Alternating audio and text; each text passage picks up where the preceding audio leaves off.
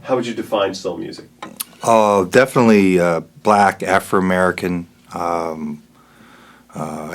Rhythm is from Africa, and I think in the early days at Congo Square in Louisiana, you have the call and answer.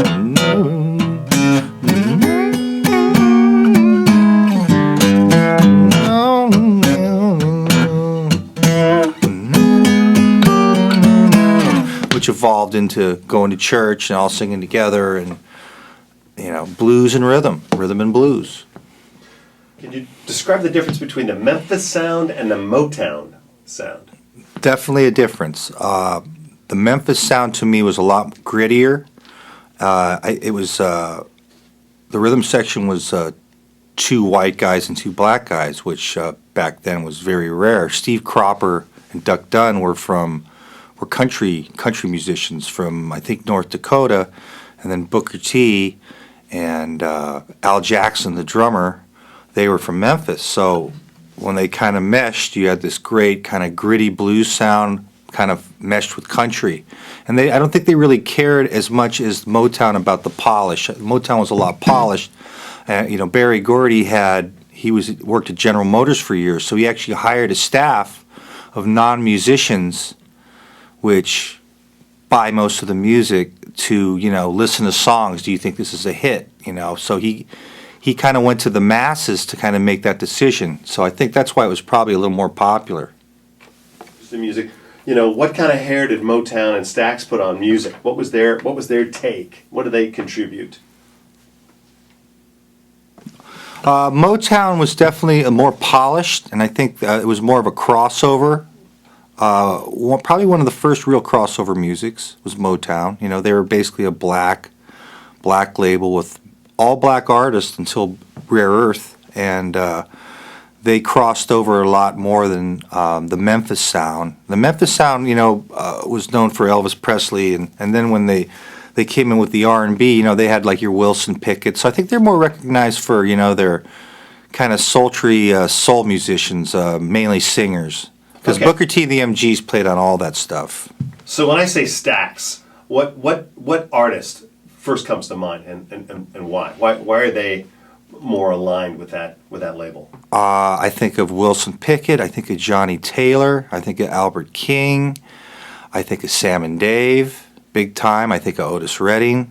That's quite a starting lineup right there. Okay. I mean, I think those guys were recognized as more as like great soul singers of our time, and Motown was recognized more for the songs and the groups, although there was great musicians there as well. What were some of the artists from Motown?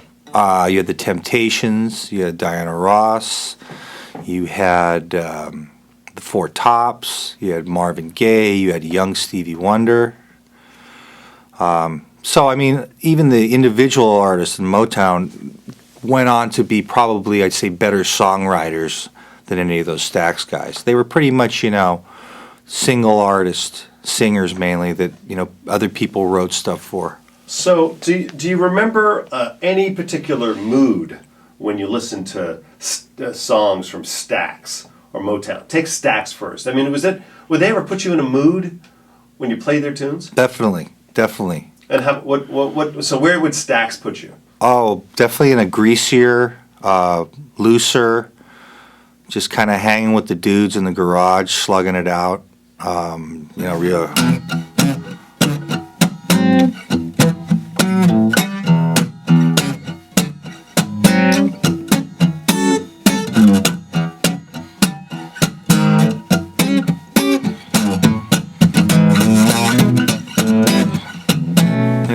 Yeah.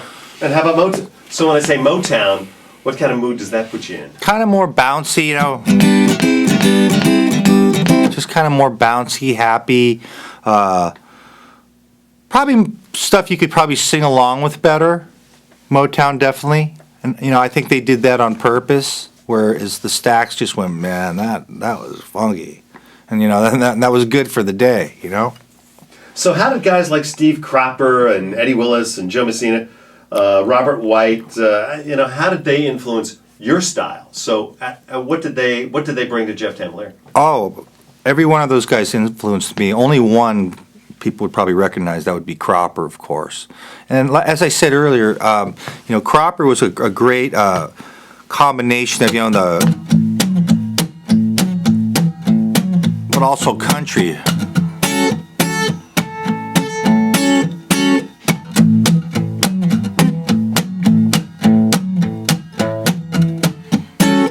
That's a country lick. It's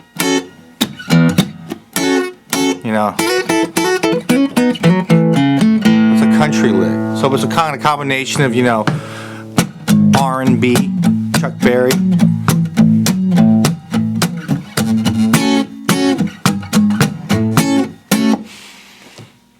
And the Motown sound, those other three guitar players that are pretty much unknown, it was Robert White, Eddie Willis, and Joe Messina.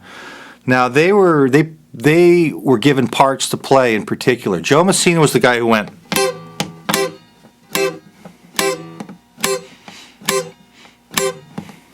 All 2 and 4 downbeats with the snare.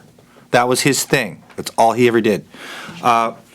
Robert White was kind of known as the guy who's kind of the strummer,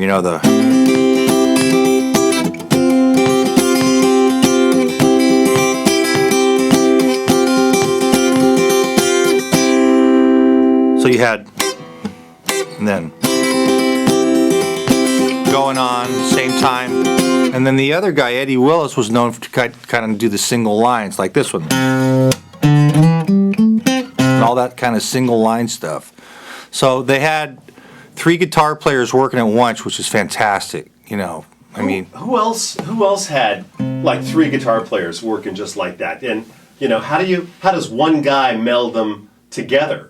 Well, that would be the producers. I don't know. I've never heard this from anybody, but I mean, Berry Gordy had to have some sort of influence over that because it makes sense to do that if you're playing in a section. Whereas the Motown, the Stax guys were, just kind of played what felt good at that day.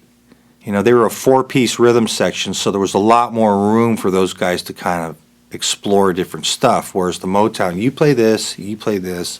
Smokey Robinson said, "You come up with this line," and you can hear it in all their songs. I mean, there's always this. There's always some sort of strumming, and there's always some sort of single line up until I think they moved to L.A. And it's fantastic. I mean, it's a perfect example of playing with a section, real specific parts, kind of like a big band would do, and then playing with a section where you're kind of hanging in the garage. It's the best example of both is those 2 styles. But when you go and play live, I've heard you play all 3. How do you pull that off? I just know them.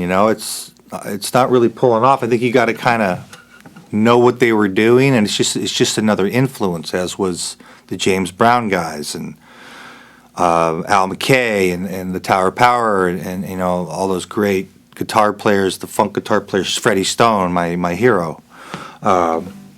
Just learning it all. Learning all their styles, listening to who they listen to, which I've always been big on, and incorporating them all. And then, then it'll come out, Do you have an example putting it all together? Cool stuff will always come out. Well, yeah, the most famous Temptation tune. So you have one guy going, do it again.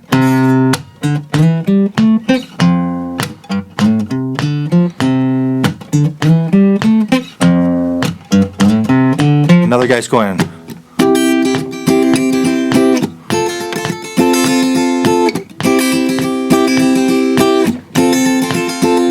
Other one. Almost sounds like reggae. Right with the snare. So right there, that's 3 parts. Neither one gets in each other's way. It's brilliant. It's brilliant. And what they recorded probably 4,000 songs that way. So I mean, it's fantastic. It's a great formula. And it's easy to kind of 2 and 4 is very easy for all races to get. And the Stax guys, I think, stayed more true to, the blues blues and rhythm and blues with, you know, a little bit of country influence in there, like especially on the ballads, you know.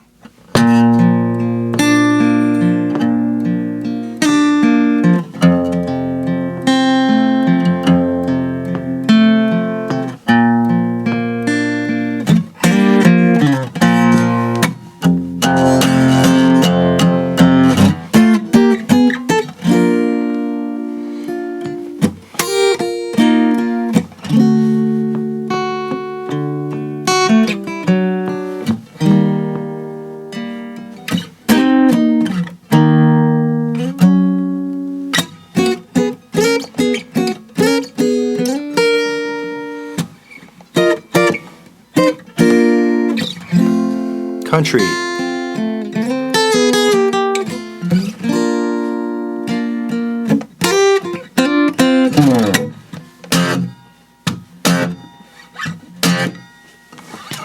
Country and blues. Jeff Tamelier, thank you so much.